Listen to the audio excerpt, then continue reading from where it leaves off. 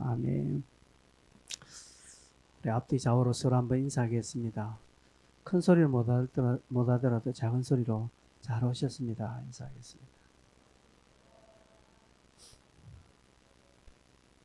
예. 우리는 성경을 자주 읽으려고 합니다. 성경을 읽습니다. 성경을 보면서 특별한 어떤 은혜나 특별한 기적이나 특별한 일들을 경험한 사람들을 봅니다. 아브라함이나 엘리야나, 성천한 엘리야나, 엘리사, 모세, 반석을 치니까 물이 나오고, 그죠? 베드로 막 기도하니까 죽은 사람 일어나고, 사도 바울은 그의 그림자만 살짝 지나가도 병 낫고, 이런 초자연적인 현상들을 드러내거나 경험한 사람들을 봅니다. 그런 사람을 볼 때 조금 이런 생각을 해봅니다. 나에게는, 우리 교회는 그런 일들이 없을까? 왜 오늘날은 이런 현상들이 그렇게 없을까? 성경이 진짜 맞나? 라는 이제 꼬리에 꼬리를 무는 생각으로 들어가게 됩니다. 이게 진짜인가? 이게 만약에 진짜라고 내가 믿는데, 그럼 왜 나에게는? 하나님 정말 나를 사랑하시나? 하나님이 진짜 나에게도 이런 것들을 하시기를 원하실까? 이런 마음을 간혹 가지게 됩니다. 오늘 하나님이 내게 은혜를 주실까? 하나님 나를 아실까? 하나님 나를 좀 특별하게 좀 인도를 하시려는 그런 하나님의 계획이 있을까? 이런 생각을 가지게 됩니다. 여러분은 안 하시겠지만 저는 종종 합니다. 하나님, 나도 한번 우리 성도들 한번 딱 째려보면 어제 무슨 일 했는지 알게 해주십시오. 그런 거. 이렇게 탁 손 얹으면 완전히 확 병 낫는 이런 놀라운 것들 하는, 내게도 한번 이렇게 맛배기라도 주십시오라고 하는 그런 생각을 가끔 합니다. 여러분, 하나님 여러분을 사랑하시지요? 그죠? 하나님은 저와 여러분에게 은혜 베푸시기를 원하십니다. 하나님은 오늘 성경을 우리가 보면서 그런 특별한 경험을 하신 분들을 우리에게 딱 보여주면서 너희들도 이렇게 할 수 있다라고 하나님은 말씀하십니다. 하나님은 우리를 사랑하시고 하나님 우리에게 은혜를 주시기를 원하신다고 성경에는 노골적으로 기록되어 있습니다. 민수기 6장 24절 보면 같이 한번 읽어볼까요? 시작. 여호와는 네게 복을 주시고 너를 지키시기를 원하며, 여호와는 네게 비추사 은혜 베푸시기를 원하며, 여호와는 그 얼굴을 네게로 향하여 드사 평강 주시기를 원하노라. 이렇게 한 말입니다. 하나님 우리에게 은혜 주시기를 원하고 평강 주시기를 원하신다라고 성경은 아주 노골적으로 막 기록해 놓고 있습니다. 성경 기록되어 있지만 사실 우리는 이런 성경의 장면들을 보면서, 그런 위대한 인물들을 보면서 우리는 부러워할 때가 많이 있습니다. 또 우리 자신과 비교합니다. 비교하면서 우리 자신을 또 비하하지요. 왜 내게는 그런 일이 없을까? 내가 죄를 많이 지어서 하나님 보시기에 나는 좀 많이 모질라서 그런가 보다라고 이렇게 우리 자신들을 몰고 갈 때가 많습니다. 여러분, 이런 생각은 불신입니다. 하나님 내게 은혜를 베푸실까? 하나님 나를 사랑하실까? 하나님은 나에게 이런 일들을 좀 하시기를 원하실까? 이런 마음을 가지는 그 자체를 하나님을 만홀히 여기는 것이고, 궁극적으로 하나님을 불신하는 것과 같습니다. 여러분, 이런 장면들을 보면서, 이런 성경을 보면서 우리는 딱 하나 생각하는 것은 하나밖에 없습니다. 하나님께서 내게도 이렇게 하시기를 원하시구나 라고 확신하는 것밖에 없습니다. 모세가 홍해를 갈랐지요. 그걸 보면서 야, 모세니까 하나님께서 오늘 나에게도 이런 일들을 하시기를 원하신다는 사실을 우리는 확신해야 합니다. 그럼 오늘날 우리도 홍해를 가르나요? 그런 것은 아니라 할지라도, 내용은 동일하지 않다 할지라도 하나님은 오늘 모세를 그렇게 사용하신 것처럼 오늘 우리 자신들도 그렇게 사용하시기를 원하신다라는 그 아버지의 마음을 우리는 알아야 합니다. 사울이 바울로 변한 것처럼 바울이 그 위대한 그 복음 사역을 감당한 것처럼 하나님께서 오늘 나에게도 그렇게 하시기를 원하시구나라고 하는 그 하나님의 마음, 아버지의 마음을 우리는 알아야 하는 것입니다. 어떤 아버지가 집에 와서 야, 아무개 집에 누구 아들 이번에 성적을 전교 1등 했다더라.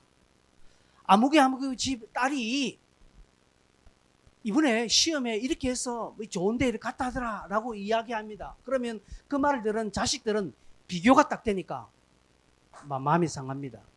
아버지가 그 이야기하는 것은 그 집 자식과 우리 집 비교를 해서 우리 아이들을 내가 그냥 막 내리치기 위해서 이야기한 것 아니라 뭡니까? 그 아버지는 무슨 마음입니까? 우리 애도 그렇게 되었으면 좋겠다라는 그 마음으로 이야기를 하는 것이지, 우리 아이를 내가 무시하기 위해서 완전 코를 납작하게 만들기 위해서 또 다른 반면교사를 삼아 야단치기 위해서 그 말하는 것은 아니라는 사실입니다. 그렇죠, 여러분 부모님들. 김규리 집사님 그렇죠? 그렇죠? 다른 집안 이야기하면서 왜 그런가? 그래서 우리 아이들도 그렇게 되었으면 좋겠다는 그 엄마의 마음 때문에 그렇게 하는 것이죠.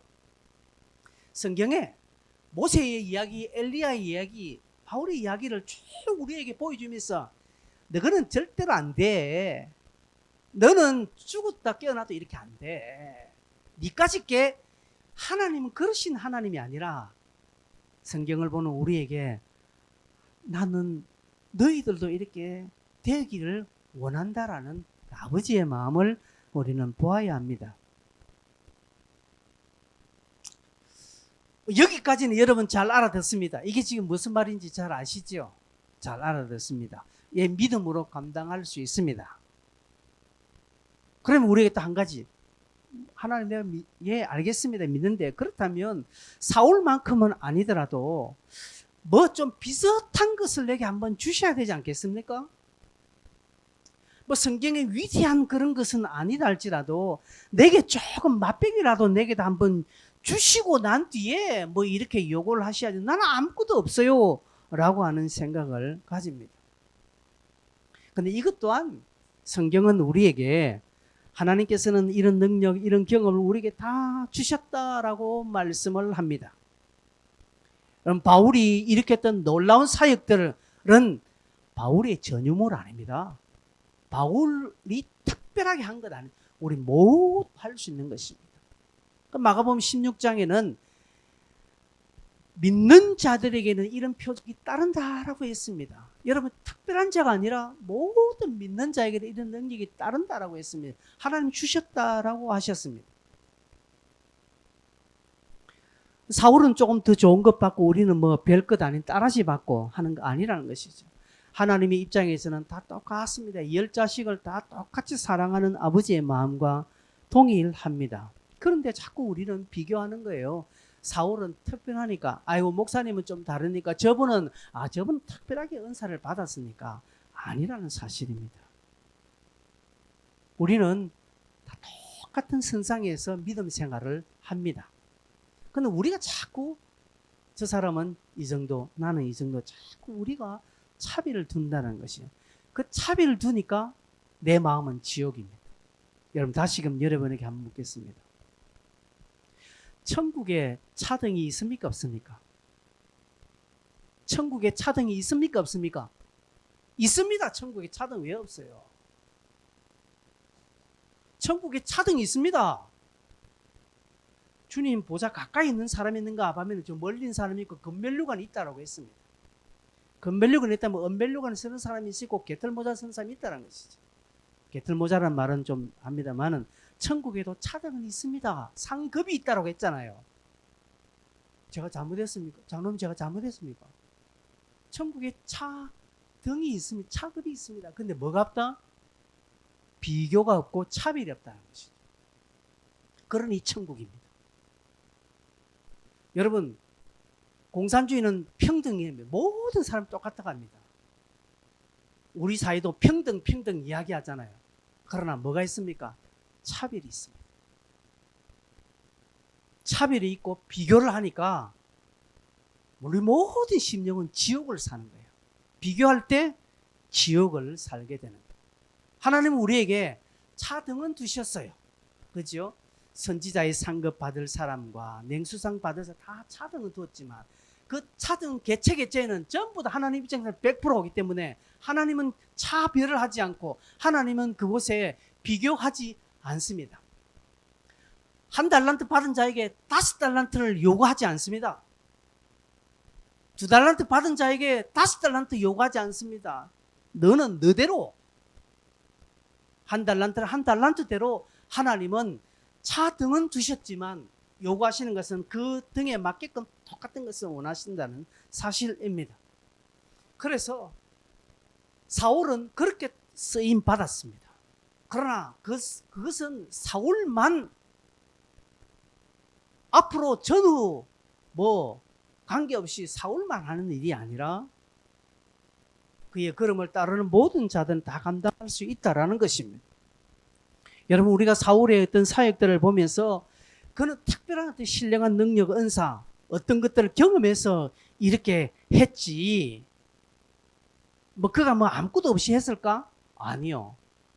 여러분이 잘못 보는 것입니다. 사울은 특별한 능력이 있었어. 특별한 것들이 있었어. 우리가 알지 못하는 놀라운 비밀들을 경험해서 그 일을 하는 것이 아니라 먼저 그 일을 했기 때문에 하나님이 그 다음 주신 것입니다. 제가 이런 표현을 잘합니다. 어떤 표현입니까?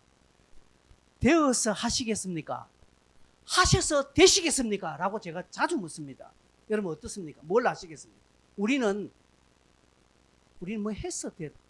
우리는 되어서 하겠다라고 합니다. 하나님 내게 돈 주셔야지 내가 하겠습니다.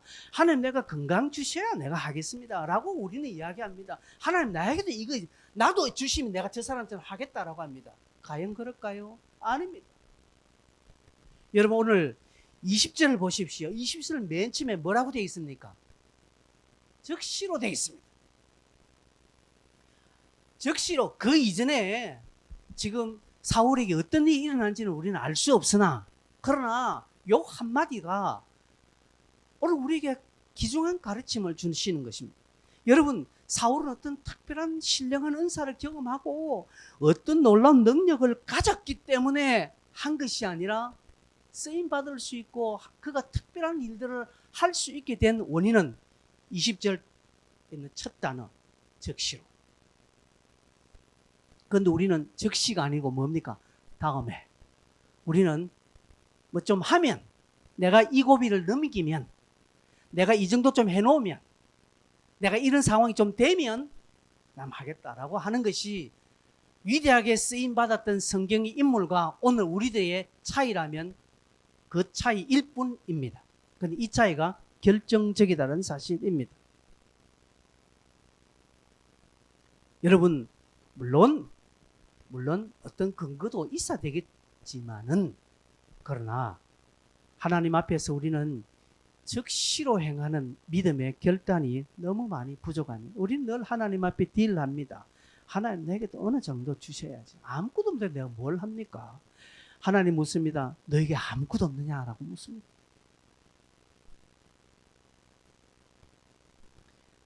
쓰임받은 사람은요, 사역의 근거를 순종에 두고 있지 조건에 두고 있지 않다는 사실입니다.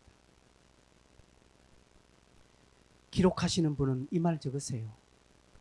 쓰임 받는 사람은요, 그 쓰임의 근거를 순종에 두고 있지 조건에 두고 있지 않습니다. 우리는 조건에 두잖아요.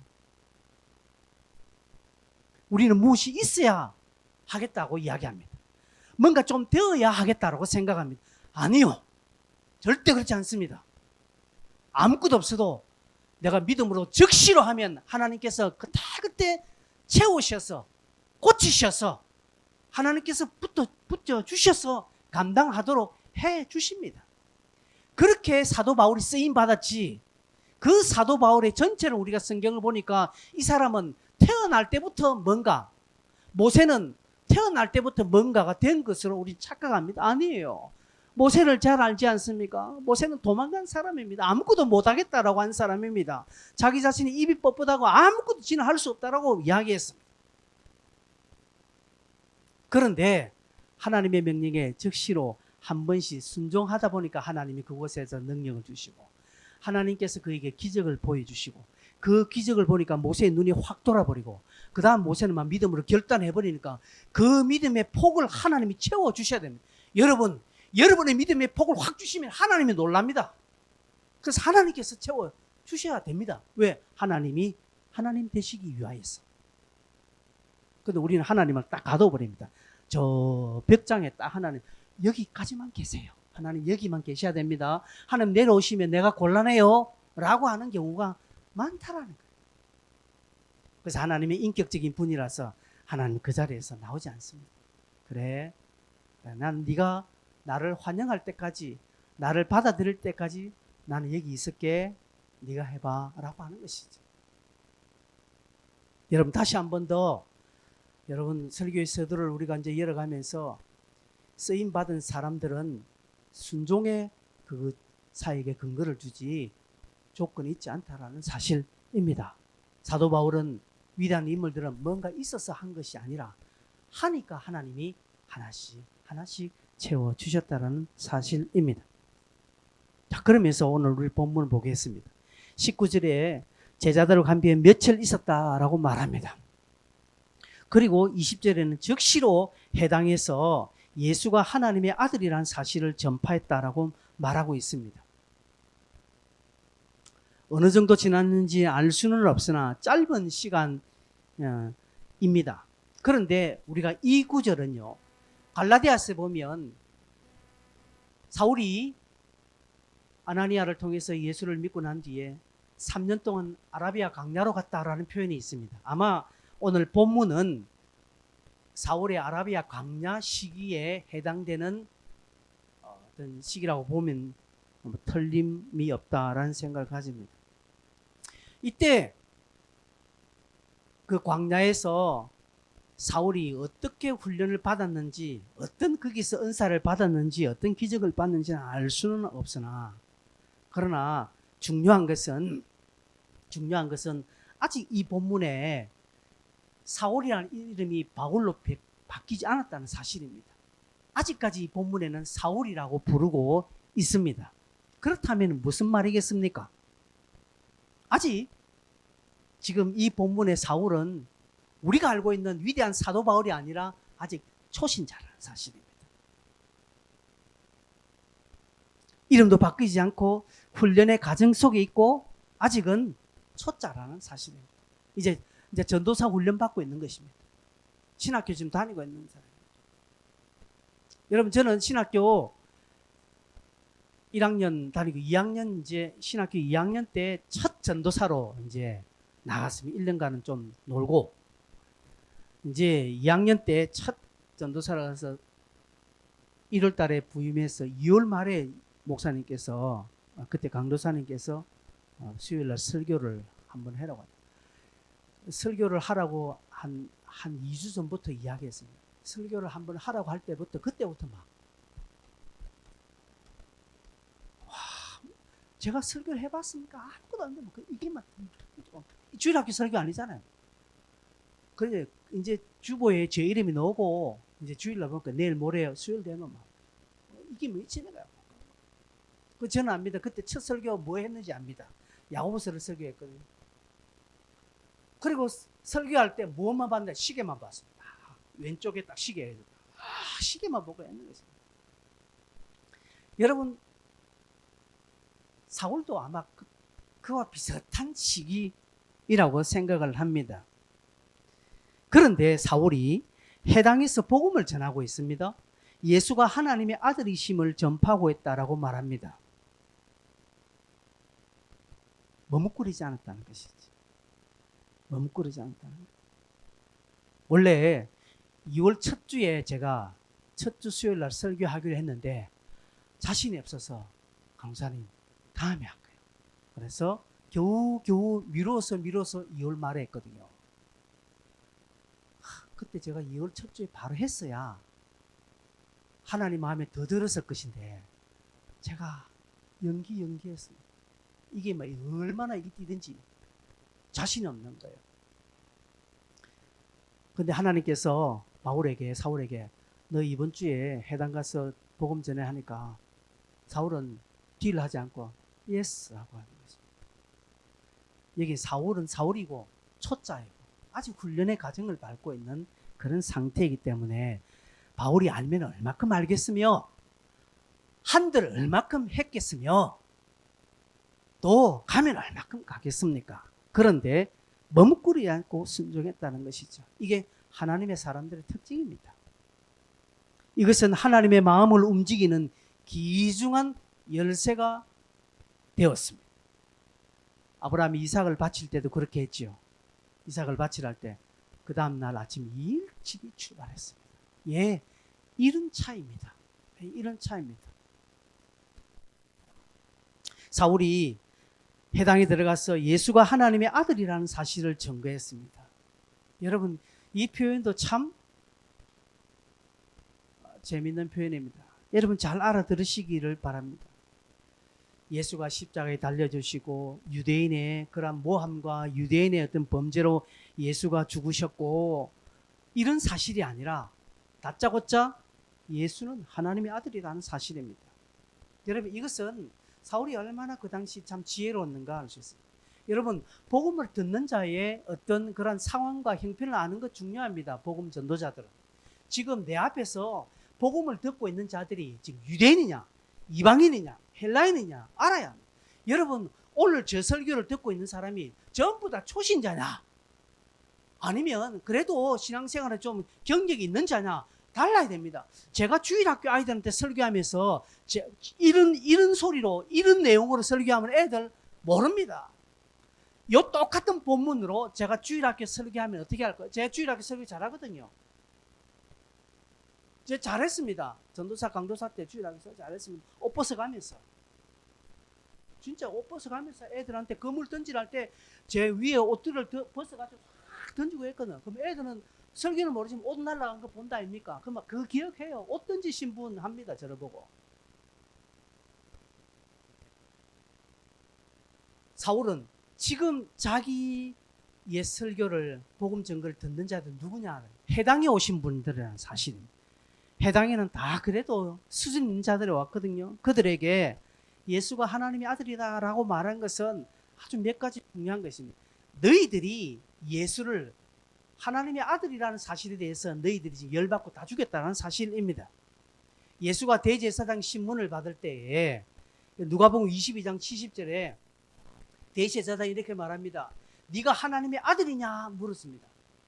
그러니까 예수님이 뭐라고 했습니까? 내가 그다. 그래 맞다라는 것이 내가 하나님의 아들이라니까 이 대제사장들이 더 이상 뭐 말 들을 거 없다. 이 사람 말 들으면 끝났다라고 하면서 옷신을 찢고 십자가에 못 박아라고 내어준 것입니다. 가장 큰 신성 모독죄 참남하도다라고 했습니다. 그것을 지금 사울이 알고 그대로 이야기합니다.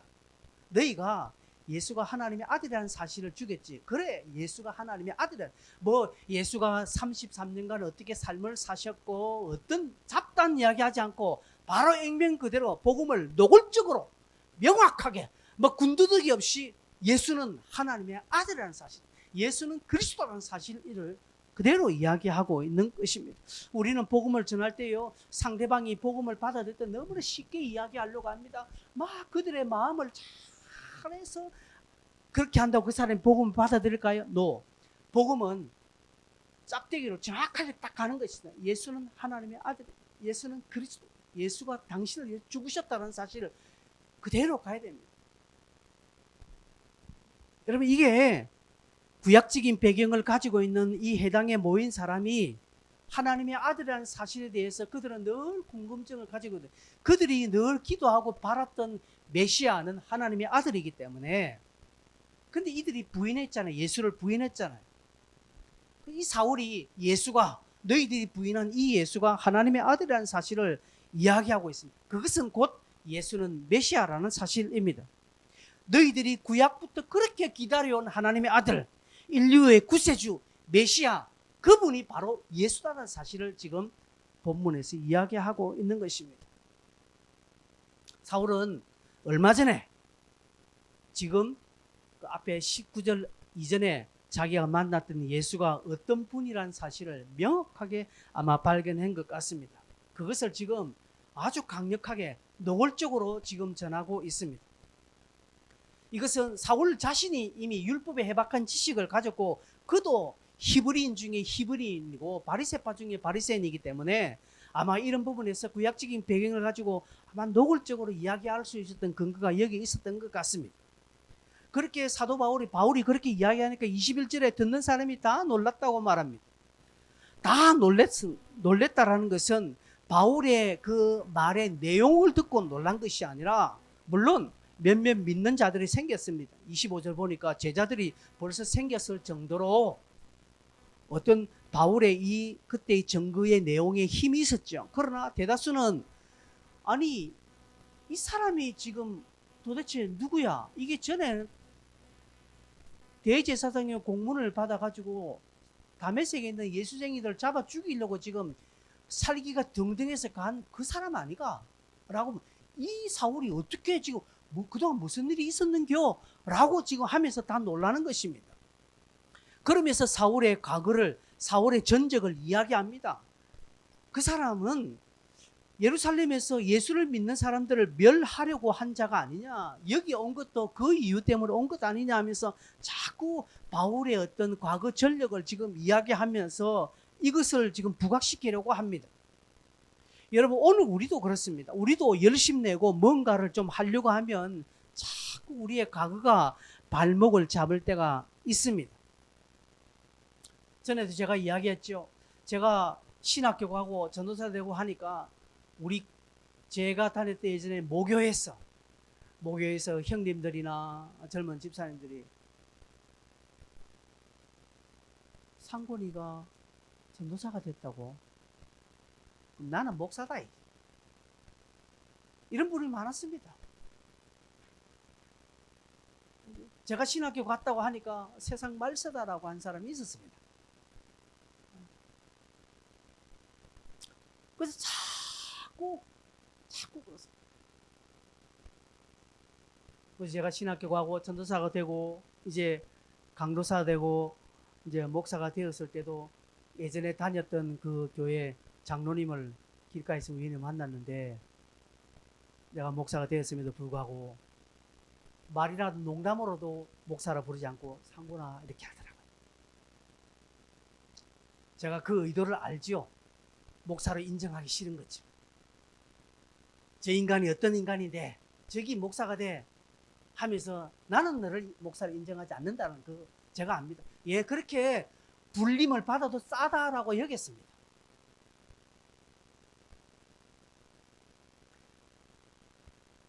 사단의 전략입니다. 사단은 자꾸 우리의 과거의 전력을, 과거의 부끄러운 모습들을 자꾸 끄집어내어서 발전된 미래로 가지 못하도록 막습니다.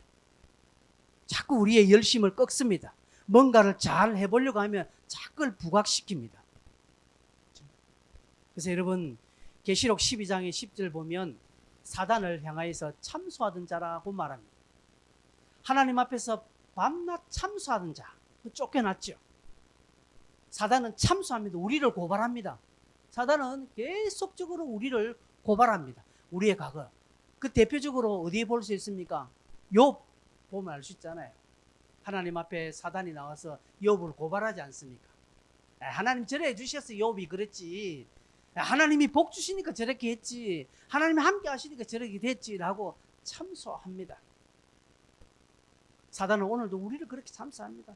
그래서 내가 뭔가 기도하려고 하면 어제 잘못한 것을 자꾸 생각나게 해서 기도를 못하게 합니다. 뭔가 좀 내가 전도를 해보려고 하면 자꾸 옛날에 내가 방해했던 것들이 생각나서 니까짓게 뭐 전도해라고 하면서 우리 전도하지 못하도록 합니다. 여러분 이게 사단의 전략이고 오늘도 우리가 그것에 속습니다. 바울은 이것을 잘 알죠. 바울은 이것은 잘 알았기 때문에 그의 성경 로마서 8장 38절에 우리를 향하여서 이렇게 말합니다. 현재일이나 장래일이나 무슨 능력이나 우리를 예수 그리스도 안에 끊을 수 없다라고 말합니다. 39절. 여러분 과거에 아무리 악한 일이라 할지라도 추악한 어떤 그런 것이라 할지라도 오늘 하나님의 사랑 안에서 우리를 끊을 수 없습니다. 그래서 그리스도의 사랑이 우리를 강건하시는도다. 하나님의 그 사랑이 나를 오늘 강건하게 해요. 나를 붙든다는, 하나님이 나를 인도한다는 하나님의 사랑이, 오늘 그 사랑이 나를 인도하는 것이지, 과거의 나의 화려한 전력이, 과거의 나의 정말 멋진 충성이 오늘 나를 만들어주는 거 아니라는 것이죠. 옛날에 은사를 받고 내 옛날에 아무리 수고해도 지금 그리스도의 사랑 안에 있지 아니하면 그의 인도는 없습니다. 강건하심은 없다라는 사실입니다. 그러면서 사울은 22절에 더욱더 힘을 얻어서, 22절 보십시오. 사울은 힘을 더 얻어서 그를 반대하니까, 네가 옛날에 그 인간 아니가, 네가 저런 인간이 어떻게 막 하니까 아이고 깨갱하면서 뒤로 숨는 것이 아니라 힘을 더 얻는 것입니다. 누군가 나의 과거를 이야기하면서 네가 옛날에 막 그렇게 나쁜 짓 했는데 네가 어떻게 네가 기도를 하고, 네가 옛날에 교회를 위해서 네가 옛날에 얼마나 네가 나쁜 짓을 많이 했는데 네가 지금 뭐 전도하고 뭐 교회 다녀, 웃기지 마라. 네가 교회 다니면 아이고 세상 말, 그럴 때 그런가 보다라고 넘어가면 안 되고, 그럴 때 오히려 더 힘을 얻어 예수 그리스도를 증언하는 자가 되는 것입니다. 사도 바울이 그렇게 했습니다. 여러분 사도 바울처럼 우리가 그렇게 담대해야 됩니다. 담대해야 되는 이유는 고린도후서 5장 17절에 이전 것은 지나갔으니 보라 새 것이 되었기 때문에 그렇습니다. 이전 것은 지나간 것입니다. 하나님은 우리의 과거를 묻지 않습니다. 하나님은 우리의 암울했던 시절을 끄집어내지 않습니다. 하나님은 지나온 것을 지금 오늘 나에게 토달지 않습니다. 그렇게 하는 것은 사단이 할 뿐, 하나님은 그렇게 하지 않는다는 것이죠. 하나님은 오늘 나를 새 것으로 보시는 것입니다. 그렇기 때문에 나에게 더 큰 것을 맡기시고 요구하고 계신다는 것이죠. 사람은요, 과거의 전력을 보고 저 인간이 과거에 저래니까 내가 저 인간하고는 신뢰가 없어, 내가 안 해라고 할 수는 있어도 하나님은 그렇게 하지 않습니다. 하나님은 절대로 과거의 문제를 가지고, 나의 옛일을 가지고 오늘 나를 판단하지 않고 미래를 예단하지도 않는다라는 사실입니다. 그러면서 여러분 23절 보면 여러 날이 지남에 시기가 나옵니다. 아마 제법 좀 세월이 많이 흘렀던 것으로 볼 수 있습니다. 광야의 3년 기간이 아마 지났던 것 같습니다. 여러 날이 지나면 유대인들이 사울을 죽이기를 공모했다라고 말합니다. 사울에게 이제 본격적인 핍박이 찾아옵니다. 죽을 때까지 사울은 바울로 되어 그가 죽을 때까지 핍박과 환난과 고난과 역경의 연속의 삶을 살았습니다. 편할 날이 없는 삶을 살았습니다. 여러분, 예수 믿으면 편할 날 없습니다. 예수 믿으면 내 삶에 고난이 찾아옵니다. 오늘 우리 김연아 자매 친구가 왔는데, 김연아 자매 친구분, 예수 믿으면 고난 옵니다. 예수 믿으면 삶의 어려움이 찾아옵니다. 그 예수 믿는 거 신중하게 선택하세요. 예수 믿으면 포기할 게 많습니다. 예수 믿으면 주일날 등산도 못 가고요. 예수 믿으면 주일날 놀러도 못 다니, 잘. 뭐 깨병 피우고 놀러 갈 수 있지만, 그러나 보십시오, 이 사람들. 매주일마다 오는 사람들, 정신없는 사람들 보세요. 뭐 가져와서 이렇게 매주일마다 와서 예배 드린다고 딴 데 안 가요. 그러니까 우리 형제님 잘 선택해. 아, 예수 믿으면 구나. 아, 교회 가면 위험해. 아, 예수 믿는 거 이거 조금 어렵겠는데. 신중하게.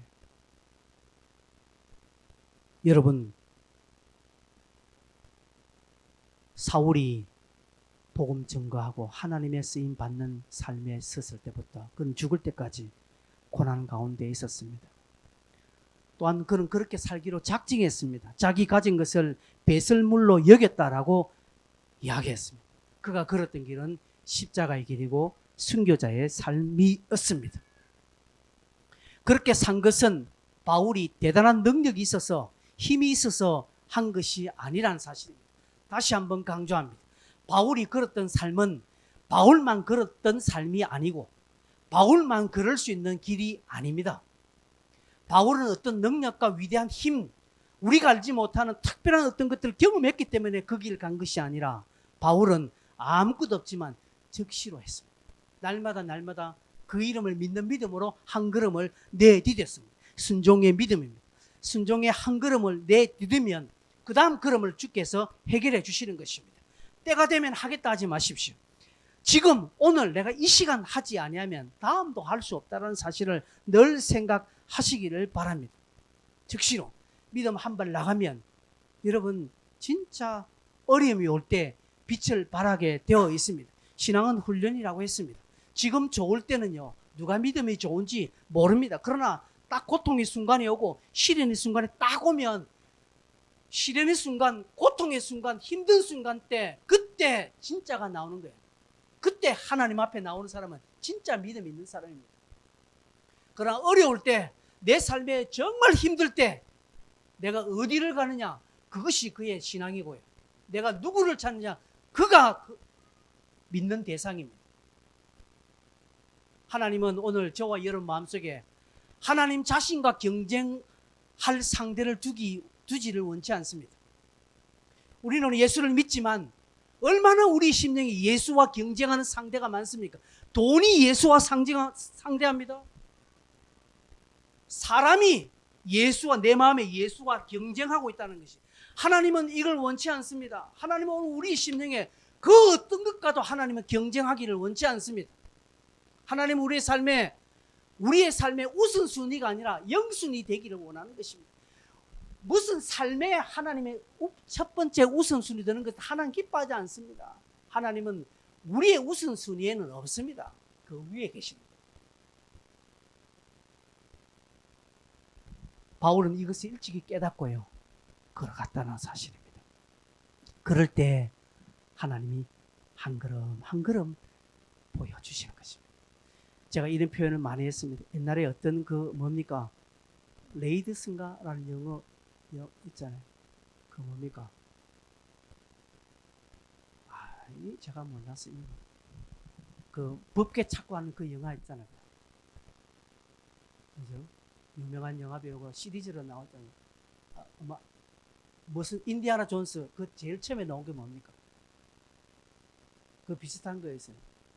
그 주인공이 나중에 법계 앞에 딱 이렇게 가니까 어떤 큰 계곡이 있어요. 아무것도 없어. 그러니까 그는 가라고 하는 메시지를 받았거든요.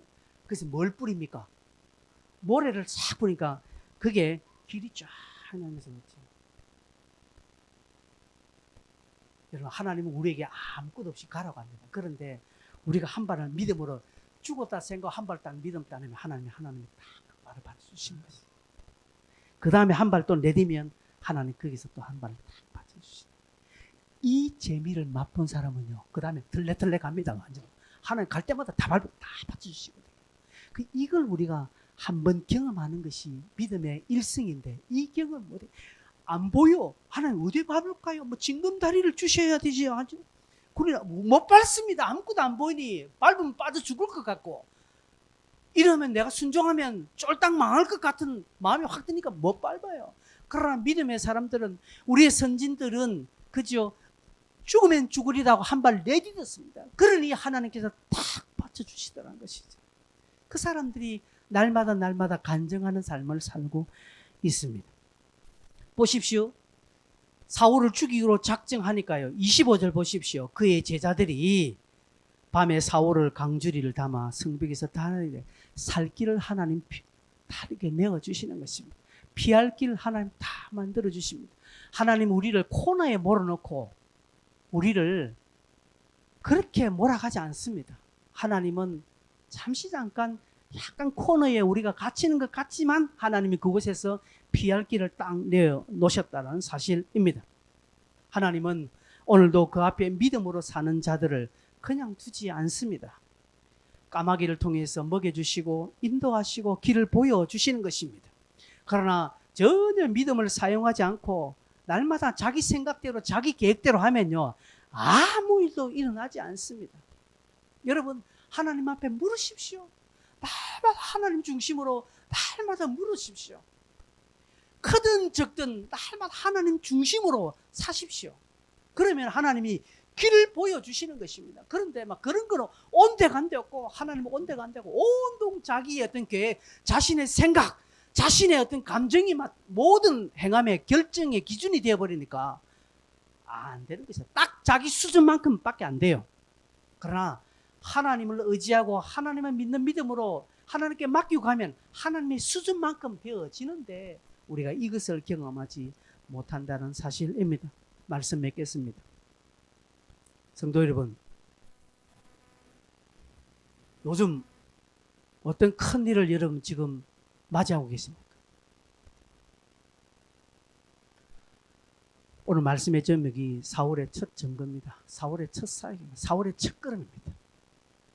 여러분, 첫 걸음은 어떻게 떼시겠습니까? 지금 여러분 앞에 큰 일 있죠. 지금 여러분 앞에 기도할 큰 제목들 있죠. 그 제목들 앞에 그것을 기도하면서 어떻게 첫 걸음을 내시겠습니까, 여러분? 하나님이 주셔야 하겠습니까? 하나님이 길을 보여주셔야 하겠습니까? 하나님이 여러에게 뭔가 안전한 제도 장치를 딱 마련해 주시면 그때 아시겠습니까? 예, 그것은 안 믿는 사람들 다 해요. 그러나 우리는 믿는 사람이잖아요. 그러나 아무 없어도, 길이 없어도, 아무것도 보이지 않아도 믿음으로 한 걸음을 떼는 저 여러분 되시길 바랍니다. 여러분이 지금 해결할 그 일에 믿음으로 한 걸음 떼십시오. 인간적인 머리 굴려서 인간적으로 한 걸음 한 걸음 계산하지 마시고요. 그러면 하나님이 여러분의 믿음의 한 걸음에 하나님의 계산이 더해지면요, 답은 무한대입니다. 하나님이 수가 많다고 했잖아요. 시편 139편에 여호와의 수가 많습니다. 나에게는 수가 고작 한두 수밖에 없어요. 내가 지혜로운들 얼마큼 내가 수를 더 발휘하겠으며, 내가 똑똑한데 얼만큼 많은 지혜의 길을 내가 내겠습니까? 그러나 하나님을 의지하면 하나님에게는 모래알보다 많은 수가 있기 때문에, 경우의 수가 있기 때문에 내가 하나님을 전적 의지하면 하나님의 수들이 내게 풀려져요. 나는 죽을 것 같았는데 그의 제자들이 사울을 강줄이 담아서 성벽을 내딛는 하나님이 그런 길들을 하나씩 하나씩 꼼짝없이 죽었다 생각하고 사자 굴에 있었는데 하나님이 사자 입을 틀어 막아 주시고요, 불 속에 던졌는데 하나님이 그 안에 함께 해주셔서 불 속에서 춤추는 놀라운 역사가 일어나게 된다. 이게 어떻게 성경에만 있는 일이고 성경에만 있어야 하는 일이겠습니까? 성경에만 있다라고 우리에게 보여주시는 것이 아니라 너희들에게도 이런 일이 일어나기를 원한다, 너희들도 그렇게 된다라는 아버지의 마음을 좀 알아서 우리가 그 부분에 한 걸음, 왜 나를 비교하십니까? 엄마는 맨날 남의 집 애들만 비교한다고 그렇게만 여러분 나무라지 마시고, 하나님이 오늘 이것을 보여주면서 비교하는 것이 아니라, 얘들아 너희들도 이렇게 되고 내가 너희들에게도 똑같은 마음을 가지고 있다는 그 아버지의 마음을 여러분 가지시고 되어서 하려고 하지 마시고 감당하셔서 되어지는 은혜가 저와 여러분 삶에 풍성해지기를 소망합니다. 우리 함께 이 찬송 한번 부르겠습니다.